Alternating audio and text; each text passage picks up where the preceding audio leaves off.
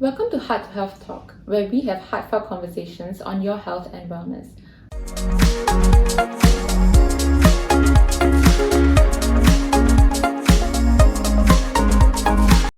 I'm Neha. And I'm Crystal. So, Crystal, have you ever undergone TCM treatments? Yeah, I have. So when I was in J2, I injured my knee and I went to have a lot of TCM massages actually, and it worked. But I wasn't sure why it actually worked. Luckily for us, we have an expert physician Lee to explain to us more about TCM today. Hello everyone, I'm physician Li Hui Min. I graduated from the NTU double degree biomedical science and traditional Chinese medicine course, so it's a very long name. I graduated in 2012, started practicing as a physician from 2013 till now. Worked at NTU Chinese Medicine Clinic, Tong Chai Medical Institution, which is one of the charity TCM clinic in Singapore, as well as in some private clinics. So, Physician Lee, what do you usually do on a daily basis at the clinic?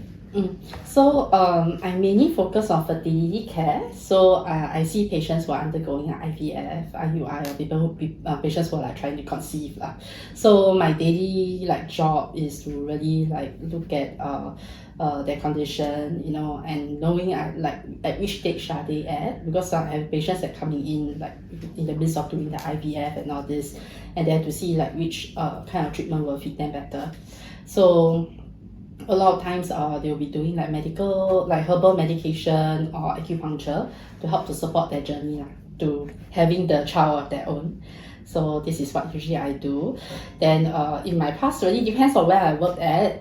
In NTU, when I was working in NTU, a lot of the crowd is a bit younger. So I have a lot of more pain related. So I have people who come with sprained ankles, lower back pain, neck pain, and all these. These are the more common ones. Then for my time at the charity clinics, it's a lot more elderlies there. So we have elderlies which have knee pain, those who are undergoing stroke and undergone stroke and all this. So then we will be doing acupuncture to help them to recover as well. So then now I'm a bit more focused on fertility care. So I see a lot more couples that are trying to conceive. So yeah, Physician Lee, actually I see that TCM is actually very effective. I was wondering what principles it works on.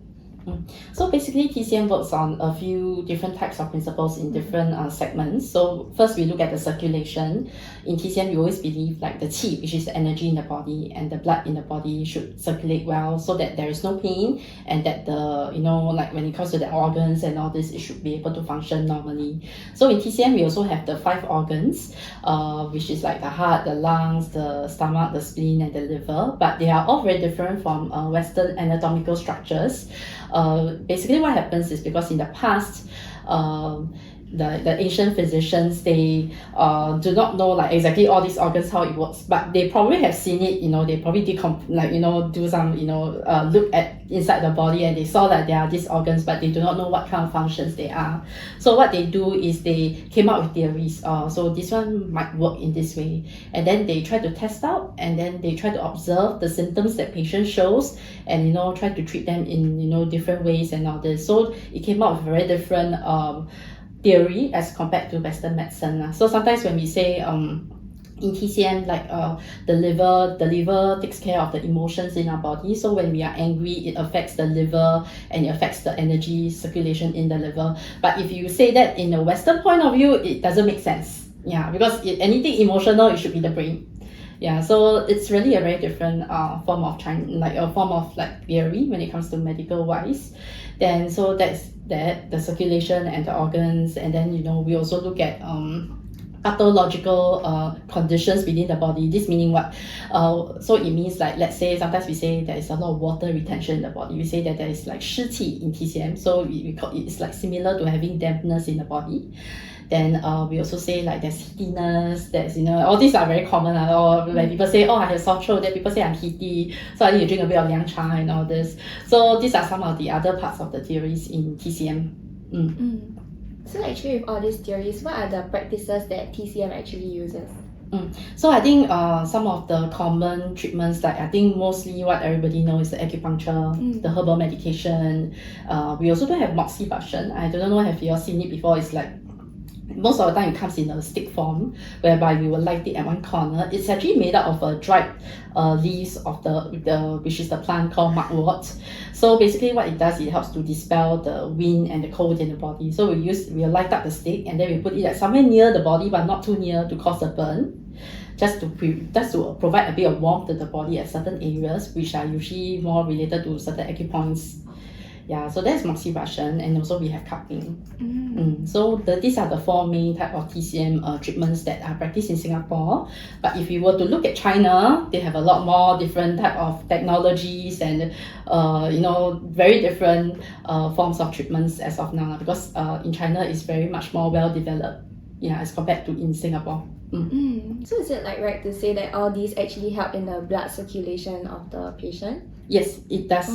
Yeah. So other than helping pain, sometimes all this treatment also goes to help other conditions. So let's say bloatedness and all this, we also attribute it to poor circulation. So in TCM we always believe if the energy doesn't flow well, it causes bloatedness in the body. So then with that, usually let's say if it's a bloatedness condition, most of the time we use needling at the abdominal area. So these are some of the things we will use other than the normal TCM herbal medication that we use. So there are certain conditions that maybe the herbal medication will be the best. Then there are certain conditions that using acupuncture would be better. So for those Chinese massages, right, when you actually try to improve the blood circulation, so for example that time when I injured my knee, so I was wondering how it could actually help my knee because in a way it's a muscle tear or something along those lines. Understand. So in TCM, when it comes to understanding why we have pain, most of the time it's because the blockage in terms of the blood circulation and the energy circulation. So when they do massage, whether they do cupping and all this as well, so these are all mainly to help the circulation goes better. Once the circulation is better, the recovery will be better. But in TCM, it's actually quite easily said So these are all very simple one track direction to recovery. But in terms of Western medical point of view, I guess sometimes with improved blood circulation, it helps all the immunological things in our body to help our body to recover better. So with poor circulation, then recovery tends to be a bit more slow as well. So I guess with the massages, it does help with the recovery.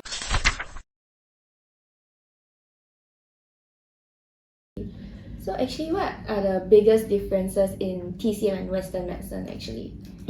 I think the biggest difference is how they understand the human body, because I mentioned in TCM, even the 5 organs we have, but they are all functioning slightly different from how Western point of view, how they believe it's supposed to be. So very different ways. And then why they develop in this way sometimes it's mainly because in the Western point of view, it's always about going into the minute things or understanding the disease, or understanding the bacteria, understanding which gene is affected and all this. But in terms of Chinese medicine, in the ancient time in China, they are governed by a lot of the overall, I would say, underlying theories in the world, the yin and yang theory in the body.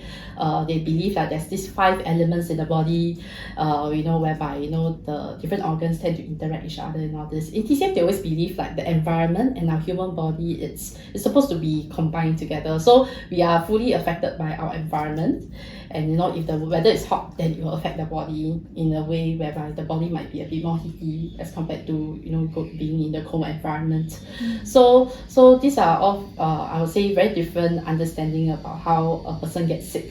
So most of the time when we look back, what we realize is in Western medicine, they are there usually to treat the disease, but TCM treat the person who is diseased.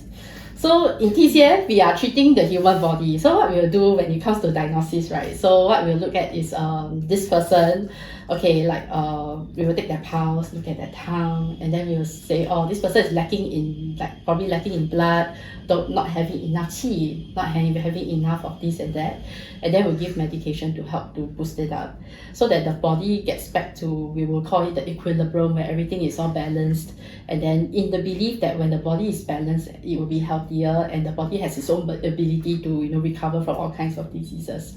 But for Western point of view, it's more what kind of virus is affecting this person, then I must get the correct medication to treat them. So that's quite different.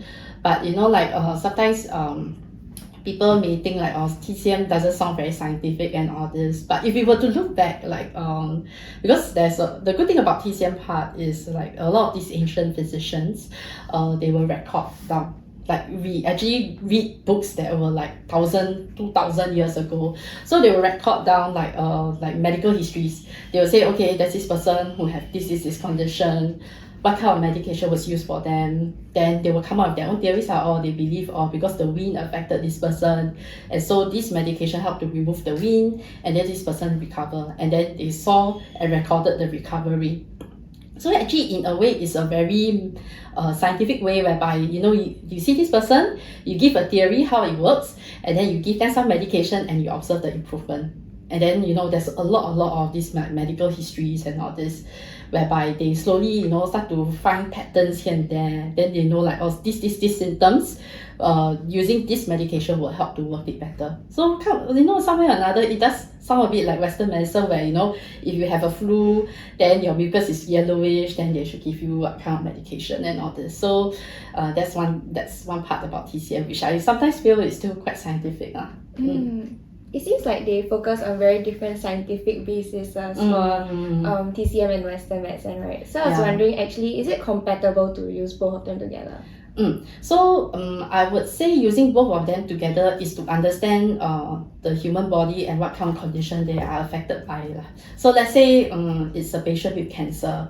Then when it comes to that, then Western medication will be the first line of treatment. So going for the radiotherapy, chemotherapy, and the surgical management is more important than going for the TCM treatment and all this.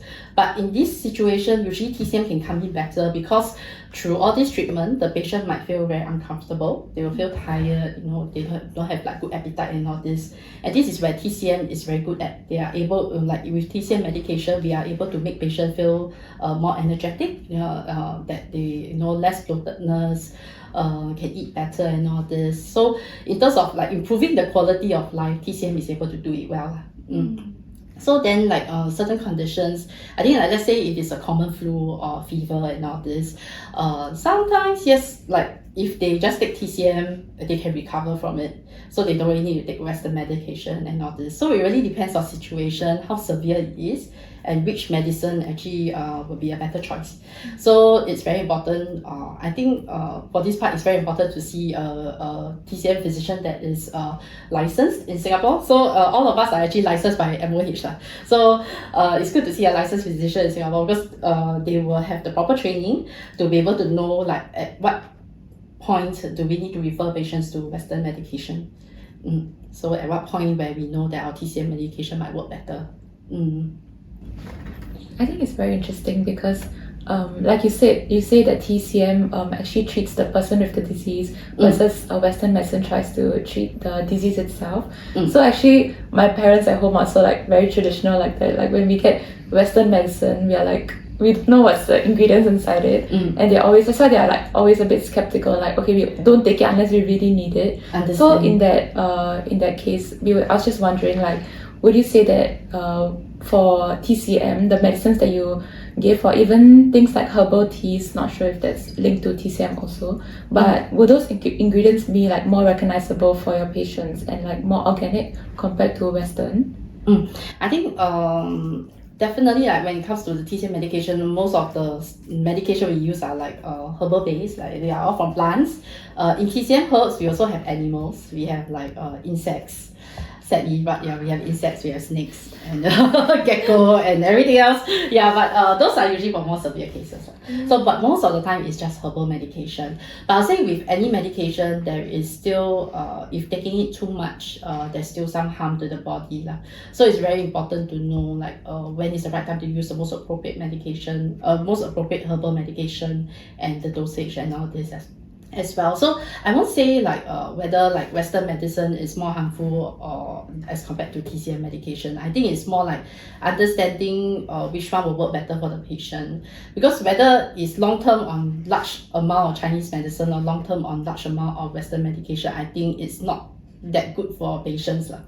Yeah, so it's really see at what point what decision to be made, because in my practice, like especially during my time in the charity clinics, I have seen like a lot of elderlies. They have like underlying condition like diabetes and high blood pressure and all this, but they refuse to take any Western medication. Yeah, and then believing that okay, now I come take TCM, then see if I can get it to go down.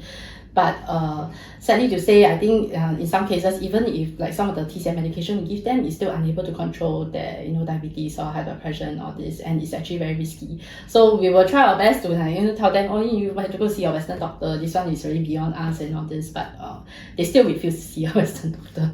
So sometimes we worry a lot about them. So I think it's a mindset whereby you have to look at it whereby if you have a condition, then which medication can help your situation better. That's most important. Yeah, and then a lot of patients thought that okay, I don't take anything, I don't want to take anything, my body will self-recover, and that's also a wrong concept as well. So like even like high blood pressure and diabetes, if left uncontrolled, is also causing harm to the body. Yeah, so these are some of the things that we meet on daily practices.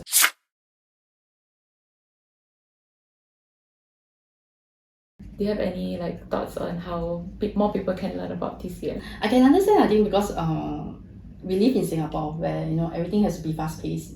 Like let's say I have a flu, right? Then I must like immediately take this pill, and then it must immediately solve my problems.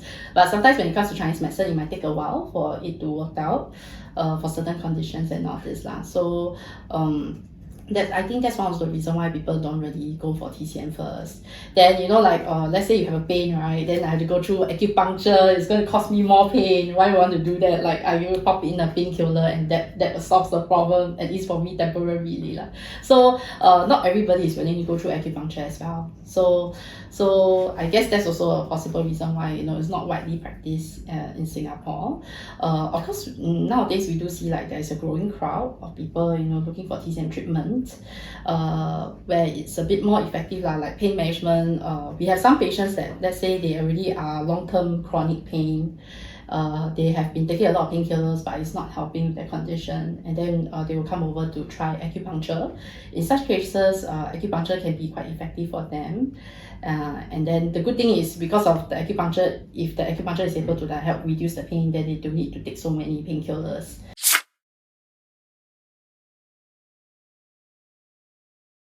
Maybe you can show us how to use some of these tools, because I've been looking and they look very interesting. Oh, okay. And, so these are our needles. This is one of the typical size lah. Yeah. Okay. So our needles actually come in different sizes. Just that I do not hold all the sizes at home, but in the clinics we do. So there are the shorter ones that are for like maybe on the face, on the fingers and the toes. Then the longer ones are mainly for the bigger areas in the body lah. So the needles also come in different we will call it different diameter as well. So we have like thinner needles, which are more suitable for patients who are very afraid of needles, because at least the pain is a bit more reduced. Then we also have the thicker needles, where sometimes some physicians will go for that, mainly because the stimulation gets more intense. Then it might achieve better results when it comes to treatment. So and then one of the common questions that people usually ask is like, do we reuse our needles? Actually we don't, because it's too much work to reuse it, because we have to sterilize it, and then the sterilization is a lot more work. Actually nowadays needles are actually quite cheap. I think with any other medical products as well, a lot of things are all like one use, disposable and all this. So in a lot of clinics in Singapore, it's all one use lah. I think nobody will want to reuse it. How do you decide where to prick your patients at? What we'll do is we will just insert the needle this way.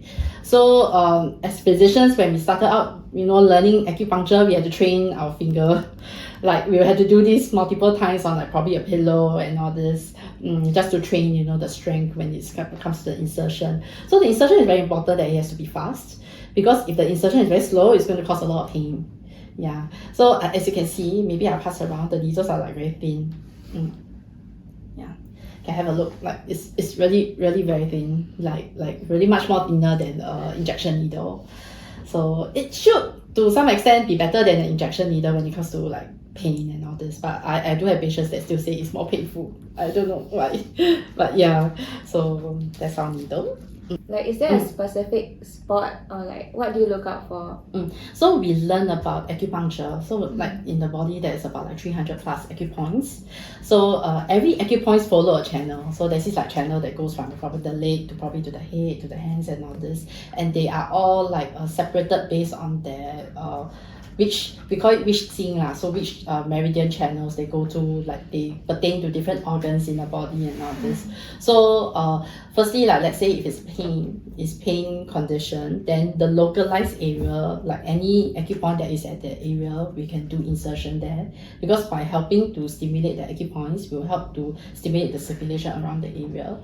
So but let's say it's like let's say this person is having some headache. So other than having needles on the head, we will have some needles on the hands as well, because there are some acupoints on the hands that follows the channel that goes up to the head. So that's how it helps to relieve headaches and all this as well. That's so interesting. Would you like to like tell us more about this gua sha tool? Gua sha tool actually quite simple lah. So basically it's just to scrape on the body at certain areas. I think in like like long time ago, I don't know, like some grandmas and grandpas, they will use like spoon, they will use like coins, and then they will gua sha on themselves as well.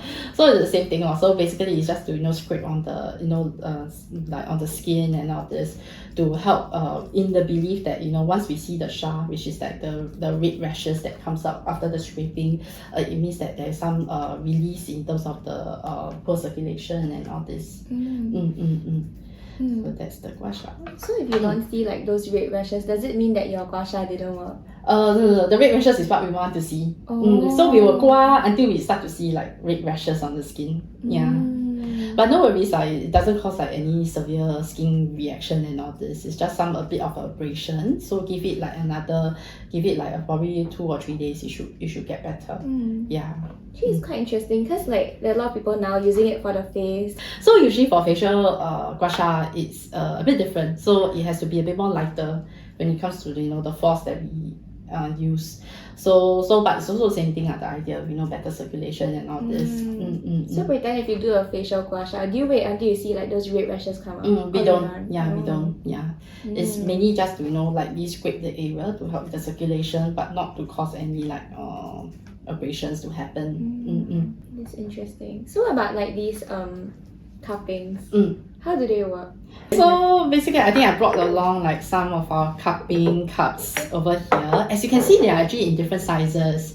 So they are for different positions lah. Like where it's, if it's at the lower back or your thigh area where the area is very big, you use the bigger cups. Certain areas that are a bit more smaller, maybe near the knee area, or like sometimes on the tummy and all this, you use the small cups. So when it comes to cupping, it's not very singular. Like I think from a lot of the pictures that we see online, people will just leave the cups there and all this. But when it comes to cupping, there's a lot of different other techniques. So sometimes what we'll do is we get the cup to suction on the skin, and then we'll drag the cups along the skin. It's something like gua sha also, where we try to scrape on the surface of the skin to help with the circulation. Then there are other techniques, we call it the shan guan, where we will do like short suction. So we'll get it to suction on the skin, and then we'll pluck it off, and then suction on the skin and pluck it off. It also helps to remove like some of the poor circulation issues in the body as well. So these are some of the different ways where we use the cups. So this usually once we leave the cups on the skin, we will probably leave it about 15 minutes or so. If anything more than that, there is a risk of blisters. So just to tell everybody, mainly because nowadays like online, you are able to buy those vacuum cups to do it at home on yourself. So a lot of people, with the idea that the longer the better, they might leave it on for too long, and then it might cause blisters. So 15 minutes at the most, not more than that. So that's the cup. How do they work? So basically, usually we have like something to hold on to, a cotton ball that is soaked in alcohol. Okay, then we'll light it up, and then we'll put the fire in the cups, and then we'll remove the fire, and then we put it on the skin. So like the fire will burn off the oxygen, so it will cause a negative pressure on the skin, which cause the suction to happen. So then we'll leave it on for about like 10 to 15 minutes before removing it. After removing it, we will look at the color of the bruises that are left. So in TCM, they always believe like if the bruises are very dark and purplish, then that area has certain circulation issues. Certain areas, even after we remove the cups, it's just a reddish area, which actually within the next 1 or 2 hours it goes away. So the area should be fine when it comes to the circulation. So are there like chances of you maybe burning the patient when you are doing this cupping? There are chances that happens. Sometimes the cotton ball that is with the fire, it might fall out because it's a clip that is holding on to it, so it might loosen suddenly because of the apparatus probably using for a very long time and all this. So there is a chance that it might fall on the human body. So what we usually do is we hold the fire much away from the body lah. So at least it shouldn't be over the human body. So it reduces the risk of burning them. When we do this alcohol cotton ball, sometimes if we don't don't dry it that well, there will be some alcohol that is dripping. There is also risk that might cause burns and all this lah. But no worries, because all the physicians who go through the licensing test, they are tested on this, and they are made to remember that this is definitely shouldn't happen lah. If it happens during the examination, they will definitely be out of the examination.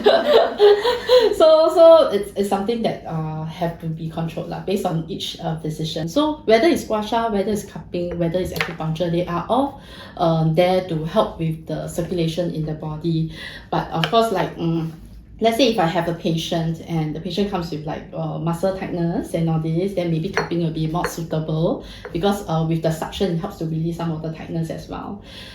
If the patient comes with let's say numbness, they don't have any feelings and all this, then the acupuncture might be a bit more suitable for that kind of condition. So then there are those that comes with neck and shoulder pain and all this, then the gua sha will be easier for us to reach the areas as compared to cups, because if the area is too bony, then the cups won't stay on the area, and then you will keep falling off and all this.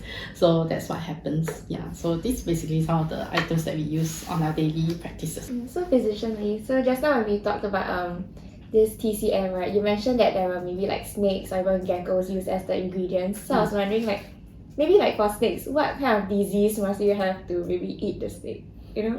So all the insect type of medication, mainly how we learned it is in the ancient time, the physician, they observe how these insects and snakes and all this move, and then let's say it's an earthworm, then the earthworm actually digs under the ground. So they believe in this way it has properties to help with blood circulation.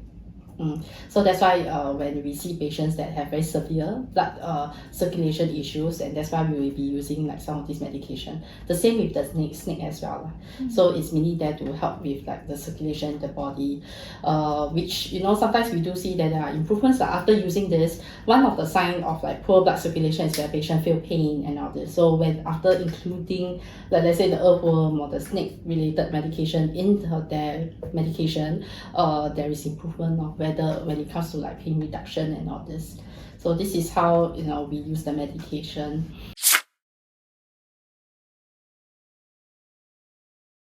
Usual consult, what we usually do is we will ask patients what are their main complaints over here, what are they here for.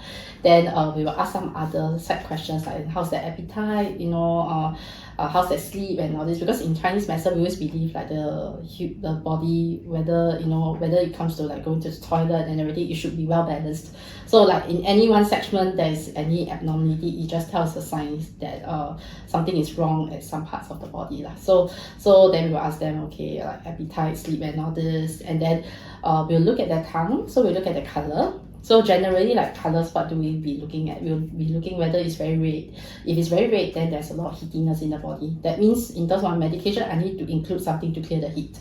But if you look at the tongue, it's very purplish, very dark, there's a lot of dark spots, then it's a sign that there is a lot of blood clots in the body, and that's why we have to give medication to help with the circulation. Then we'll be looking on the top of the tongue, there's usually this white coating, right? So in terms of Chinese medicine, the thickness in terms of the coating just means whether there's water retention or not. The more retention it is, the more thick the coating will be. So in such condition, then we'll be giving medication to help the patients to pass out the water out from the body so that the circulation gets better. Then when it comes to the pulse, we'll be looking whether the pulse, whether it is very quick, then there's very heaty. Then if it's very slow, then there's some cold in the body we have to get rid of. Then if the pulse is very tight, like like a guitar string, like it's very tense and all this, then it means that the circulation is poor. Then we have to give some medication to help to relieve the poor circulation.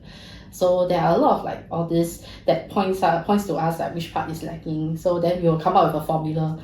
So in a typical formula, it's about like 12 to 16 herbs within like a typical medication to a patient.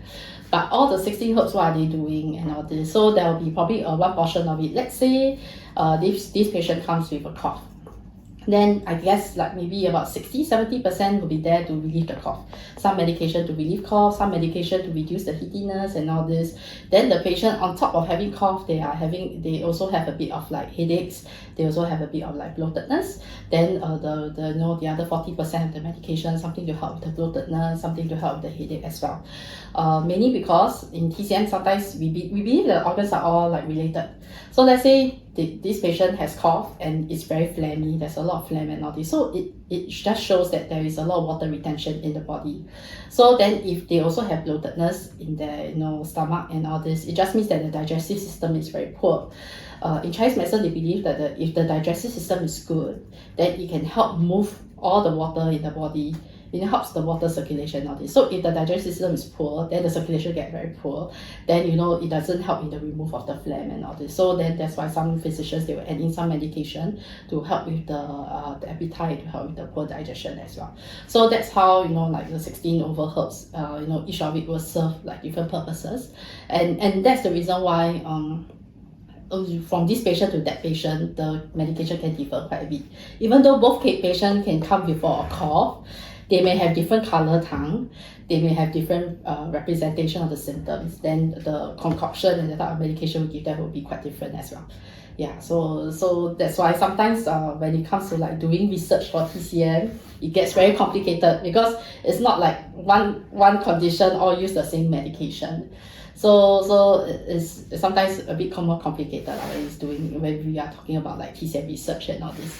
I think it's very interesting that since there's so many like organic ingredients, right? So for each patient, it's kind of like this unique formula. So does that mean that unlike Western medicine, maybe when it comes to TCM, like even a regular person like me, maybe I don't have any sickness, but maybe I can use some TCM techniques or like ingredients to like just support my like daily activities, for example. There is like I think in TCM sometimes we call it the 食疗, where we always believe like in terms of diet, we can make changes to help our body feel better and all this. So the same thing like that. So that when it comes to like other daily practices, one usually we'll say like try to avoid like cooling drinks, cold drinks and all this. Why do we usually say that? Is mainly because in Chinese medicine they believe that anything that is cold, it will affect the circulation. And how do they came up with that idea that cold will affect circulation? Is because in the ancient time they as I mentioned at the beginning, that the human body and the environment is together. So then they observe like in winter everything stops moving, like the river freeze up and then it stops flowing, the trees are leaves are all fallen and all this. So it gives them the idea that once if you are in a cold environment, the circulation gets poor. So I think it's something that you also can observe as well, because like there's this one time I have like a knee pain, and then I happened to go to a country where there is winter and all this, and the knee pain got worse. Yeah, so I guess there is some basis for this lah. So you can keep a lookout for that as well. So that's the reason why we will tell patients like not to like drink cold drinks and all this. But with this some physicians, they are very strict in terms of diet. So they will like tell the patient, wow, you definitely cannot you eat this then you But we also do have like some physicians that take a bit more moderate approach lah. Usually I'm a bit more moderate lah. So I tell my patients just try to avoid. That doesn't mean you have to like totally cut it off. So it really depends on like the condition as well. So let's say if we look at the tongue, the circulation is super poor, like it's very dark and very purplish, then yes, they should do their best attempt to try to avoid the cold drinks. But if it's not, then it's okay.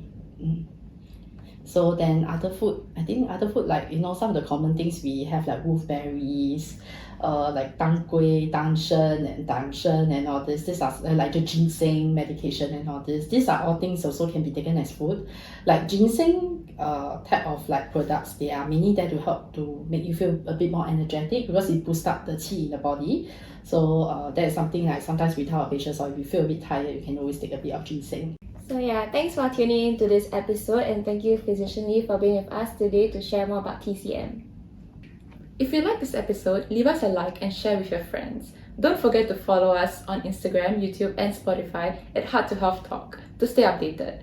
See you at our next episode.